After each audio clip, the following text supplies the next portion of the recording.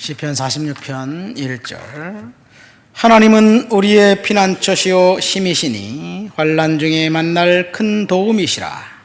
그러므로 땅이 변하든지 산이 흔들려 바다 가운데 빠지든지 바닷물이 솟아나고 뛰놀든지 그것이 넘침으로 산이 흔들릴지라도 우리는 두려워하지 아니하리로다.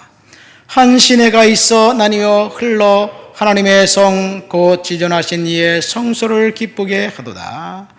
하나님이 그 성 중에 계심에 성이 흔들리지 아니할 것이라. 새벽에 하나님이 도우시리로다. 문나라가 떠들며 왕국이 흔들렸더니 그가 소리를 내심에 땅이 녹는도다. 만군의 여호와께서 우리와 함께 하시니 야곱의 하나님은 우리의 피난처시로다. 와서 여호와의 행적을 볼지어다. 그가 땅을 황무지로 만드셨도다. 그가 땅 끝까지 전쟁을 쉬게 하시며 활을 꺾고 창을 끊으며 수레를 불사르시는도다. 이르시기를 너희는 가만히 있어 내가 하나님됨을 알지어다. 내가 먼 나라 중에서 높임을 받으시리라. 내가 세계 중에서 높임을 받으리라 하시도다. 만군의 여호와께서 우리와 함께 하시니 야곱의 하나님은 우리의 피난처시로다. 셀라. 아멘. 하나님이 도와주신다고 고라 자손이 고백합니다.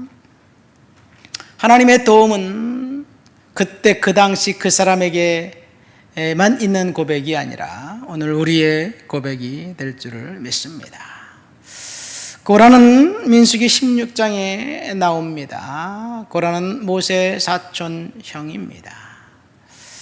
고라가 르우벤 지파의 그 족장과 그 다음에 단과 아비람과 온이라는 이 네 사람이 작당해서 모세의 리더십에 반기를 듭니다. 고라 역시 리더 중에 한 사람이었고 한때는 그도 예언을 했던 하나님의 신에 사로잡혔던 사람이었습니다. 모세와 아론에게 반역하면서 너희 형제가 분수에 지나치게 우리 위에 리더로 군림하면서 우리를 가나안 땅 젖과 꿀이 흐르는 땅에 인도하지도 못했다. 그렇게 비난을 합니다. 하나님은 그들을 심판하셨죠. 고라를 따르던 250명이 지진이 나서 일순간에 죽습니다. 아마 고라 자손 중에 몇 명은 그 반역의 무리에 속하지 않은 사람이 있었던 것 같습니다.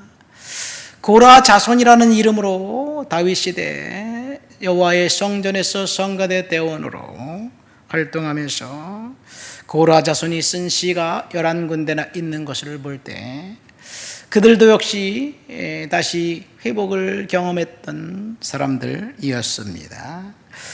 오늘 본문은 고난 가운데 있다고 생각하는 사람들, 환난과 어려움과 역경 가운데 어떻게 우리가 이 땅을 살아야 될까? 그 팁을 시인을 통해서 우리들에게 제공해 줍니다. 중요한 것은 고난이 현재 진행형이라는 사실입니다. 절망적인 상황이 나아질 기미가 보이지 않을 때, 내 힘으로 뚜렷한 출구가 없을 때 어떻게 해야 될까? 오늘 본문에서 시인은 낙심과 절망을 거부하고 하나님을 신뢰하고 잠잠히 하나님을 바라기로 결단했습니다. 그리고 시인은 하나님을 피난처로 삼기로 결정합니다. 1절 말씀 보세요. 하나님은 우리의 피난처시요 힘이시니 환난 중에 만날 큰 도움이시다. 하나님을 피난처 힘, 환난 중에 만날 큰 도움이라고 고백합니다. 이 고백이 오늘 저와 여러분들의 고백이 되어야 될 줄 믿습니다. 하나님을 신뢰하고 믿음을 갖고 기다리는 그 사람들에게 하나님께서 때가 되면 반드시 인도해 주실 거예요. 시인은 지금 하나님을 피난처로 삼고 환난 중에 만날 큰 도움이라고 고백합니다. 피난처가 뭔가요? 우리가 도망갔을 때 우리를 지켜주는 안전한 장소가 피난처예요. 레퓨지라고 합니다. 레퓨지는 정치적 망명한 사람들을 수용하는 그 장소지요. 이 피난처, 하나님이 피난처가 되신다는 그 말, 하나님이 눈에 보입니까? 하나님을 피난처로 삼았다고 눈앞에 있는 적들이 안 보입니까? 눈앞에 있는 적들은 여전히 공격해 들어오고 있습니다. 그런데 하나님을 피난처로 삼은 그 사람은 하나님께서 철저하게 보호해 주신다는 사실, 오늘 아침 이 말씀을 묵상하면서 하나님을 피난처로 삼았던 사람은 다윗이었습니다. 사울 왕을 피해 도망 다닐 때 이 사무엘상 17장에 엘라 골짜기 전투가 있고 난 다음에 사무엘상 21장까지 이 6번이나 걸쳐서 다윗은 사울에게 죽임을 당할 절대절망의 위기에 처합니다. 창을 던져서 사울이 창을 던지면 백발백중 맞지요. 근데 창을 던지는데 번번이 빗나갑니다. 하나님이 그렇게 하셨죠. 하나님을 피난처로 삼았기 때문에 그렇습니다. 사무엘상 22장부터 끝장까지 보면 다윗이 사울을 피해 도망 다니는 기간이 대략 13년에서 18년 그 어간 17년 정도 됩니다. 뭐 중간에 한 15년이라 그러면 15년 동안 군대를 동원해서 샅샅이 뒤지면서 포위망을 좁혀올 때 다윗이 도망갈 수 있는 방법은 전혀 없었습니다. 그런데 하나님이 번번이 사울의 손에서 다윗을 보호해 줍니다. 한 번은 다윗이 이제는 꼼짝없이 잡혔구나, 그런 절망의 순간이 다가왔는데 저쪽 사울 진영에서 이상한 일이 벌어집니다. 뒤에서 어떤 사람이 먼지가 일어나도록 달려와서 사울 왕에게 보고합니다. 무슨 보고를 했는지 몰라요. 그러니까 사울이 퇴각을 합니다. 봤더니 블레셋이 침략해 들어온 거예요. 한 번은 다윗이 굴 속에 숨어 있는데 사울이 용변을 보러 들어왔다가 또 그 보호를 받습니다. 이것이 하나님의 피난처지요. 하나님을 피난처로 삼았기 때문에 하나님께서 다윗을 번번이 보호해 주셨습니다. 하나님을 피난처로 삼은 그 사람, 위기와 절망과 낙심이 있을 그때 보호해 줄 의무는 하나님이십니다. 우리가 하나님을 피난처로 삼을 때 하나님이 저와 여러분들을 보호해 주실 줄 믿습니다. 물론 우리 눈앞에 보이는 적들은 여전히 기세가 등등합니다. 여전히 우리를 공격해 옵니다. 오늘 본문 말씀 보세요. 시인이 어떤 상태인지 6절까지 보면 흔들린다라는 말이 4번 나옵니다. 2번은 산이 흔들렸습니다. 한 번은 성이 흔들렸습니다. 또 한 번은 왕국이 통째로 흔들리고 있습니다. 이 왕국이 통째로 흔들리는 것은 전쟁 상황인 것 같아요. 시인 본문을 보면 정말 어렵고 힘든 그 상황입니다. 모든 것이 흔들립니다. 아주 기초조차 흔들려서 이제는 어떻게 해야 될지 모르는 상황입니다. 요즘 말로 바꾸면 힘들다, 어렵다, 경기가 좋지 않다, 이자 감당하기가 벅차다, 그래서 죽을 것 같다. 여러분, 우리의 감정이, 우리를 지배하는 감정은 역경과 고난과 실패 때문에 부정적인 감정이 늘 우리를 지배합니다. 이래도서 살 수 없을 것 같고 저래서 살 수 없을 것 같고 참 힘들어 죽겠다. 여러분, 고난이 여러분들에게만 찾아오는, 우리들만 겪는 불충격인가요?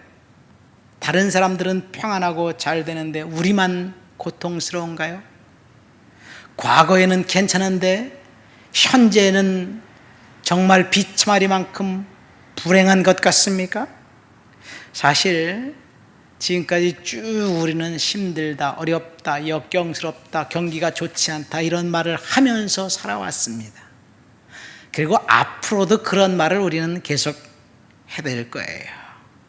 왜냐하면 세상이 그렇기 때문에 그렇습니다. 그런 상황 속에서 힘들고 어렵고 경기가 좋지 않고 죽겠다는 그런 상황 속에 있을 때 시인은 하나님을 피난처로 삼았던 것처럼 우리가 하나님을 피난처로 삼는다면 하나님이 반드시 저와 여러분들의 도움이 되어서 그 상황 속에서 타개할 해결책을 주실 줄 믿습니다. 본문을 보세요. 시인은 하나님께서 환난 중에 큰 도움이 되신다고 고백을 하고 있는데 언제 하나님이 도와주시느냐? 4절 5절입니다. 한 시내가 나뉘어 흘러 하나님의 성 곧 지존하신 이의 성소를 기쁘게 하도다. 하나님이 그 성 중에 계시니 성이 흔들리지 아니할 것이라. 새벽에 하나님이 도우시리라. 이 하나님이 성에 계시다고 이야기하고 있습니다. 이 하나님이 지금 우리의 삶의 그 자리에 계신다는 이야기예요. 하나님이 성중에 계시고 성소에 계시다고 이야기합니다. 성소는 예루살렘 성전을 말합니다. 하나님의 임재가 있는 그 장소를 말합니다. 우리가 하나님의 임재 가운데 있을 때, 하나님의 은혜 가운데 있을 때 우리의 인생이 흔들릴지라도 하나님이 보호해 주신다는 말씀. 언제 도와주시느냐? 새벽에 하나님이 도와주실 것이다. 새벽에 언제입니까? 새벽은 동이 터오는 시간입니다. 우리가 아무리 부르짖어도 힘든 상황이 지속될 것 같지만 하나님은 성중에 계시다. 11절에 보면 하나님이 우리와 함께 하시다. 내가 고통당하는 그 순간 그 자리에 우리와 함께 하셨기 때문에 우리는 혼자가 아닙니다. 요셉은 17년 동안 그 다음에 감옥에 갇혀 있으면서 매일 점점 더 나빠졌습니다. 매일매일 추락했습니다. 끝없이 추락했습니다. 요셉이 한 일은 경건하고 거룩하게 산 일밖에 없어요. 보디발의 아내가 요셉을 유혹할 때 요셉이 한 말은 내가 어찌 이 큰 악을 행해서 하나님께 범죄하겠습니까? 나는 하나님께 죄를 짓지 않겠습니다. 그리고 옷을 벗어 던지고 나가버렸어요. 그런데 요셉은 매일매일 점점 나빠졌습니다. 그런데 새벽이 오니까 단 한 번의 승진으로 죄수에서 미수범에서 애굽의 총리가 됩니다.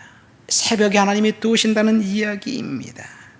그런데 그 시간 요셉이 점점 매일 나빠졌는데 요셉은 하나님과 함께 했습니다. 하나님이 요셉의 인생에 늘 개입했습니다. 감옥에 갇혀 있을 때 요셉이 형통했다고 성경은 이야기하고 있습니다. 우리가 힘든 시간을 보내고 있을 때 오늘 시인이 보세요. 하나님이 우리와 함께 하신다. 임마누엘입니다. 하나님은 지금 우리와 함께 하십니다. 응답의 새벽이 곧 다가옵니다. 그러니까 우리는 새벽이 되는 그 순간까지 믿음으로 견뎌야 될 줄 믿습니다. 축복의 시간은 반드시 오게 되어 있어요. 고난당하고 비참하다고 생각하는 그 시간 하나님은 우리와 함께 하시고 계십니다. 말씀을 맺습니다. 오늘 시인이 하나님이 도와주신다, 큰 도움이 되신다 고백합니다. 우리가 인생을 살면 광야를 반드시 지나게 되어 있어요. 광야를 통과하는 그 시간 우리는 하나님의 큰 팔을 구할 것이 아니라 하나님의 마음을 구해야 될 줄 믿습니다. 그런데 우리는 하나님 앞에 강한 팔을 구합니다. 하나님 능력을 주세요. 이 하나님이 나타나서 짜자잔 해결해 주세요. 이렇게 기도합니다. 그렇게 기도할 것이 아니라 하나님의 마음을 구해야 될 줄 믿습니다. 광야를 통과해야 반드시 가나안 땅에 들어갑니다. 그런데 광야를 지날 때 거기에 사막이지만 반석의 샘물과 만나와 메추라기만 있는 것이 아닙니다. 광야에는 전갈도 있습니다. 절망이 늘상 기다리고 있습니다. 그러나 염려하지 마십시오. 오늘 본문에 보면 새벽이, 하나님의 도우심의 새벽이 온다고 말합니다. 10절 11절 말씀 보세요. 이르시기를 너희는 가만히 있어 내가 하나님됨을 알지어다. 내가 문나라 중에서 높임을 받으리라. 내가 세계 중에서 높임을 받으리라 하시도다. 만군의 여호와께서 우리와 함께 하시니 하나님은 우리의 피난처시로다. 여기 보니까 너희는 가만히 있으라. 내가 하나님됨을 알아라. 네가 일 안 해도 내가 일한다는 이야기입니다. 하나님이 우리와 함께 하신다. 언제? 내가 고난당하는 그 시간에도 하나님은 나와 함께 하시고 계십니다. 이것이 하나님이 우리의 도움이 되신다는 사실입니다. 잠잠하라. 하나님이 도와주신다. 하나님 아버지 감사합니다. 우리의 피난처 되신 하나님, 그분을 높여드립니다.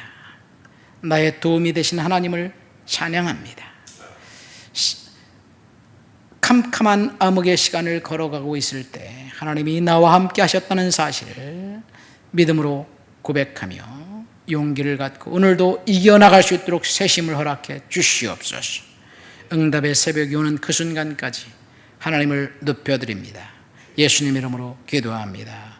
아멘.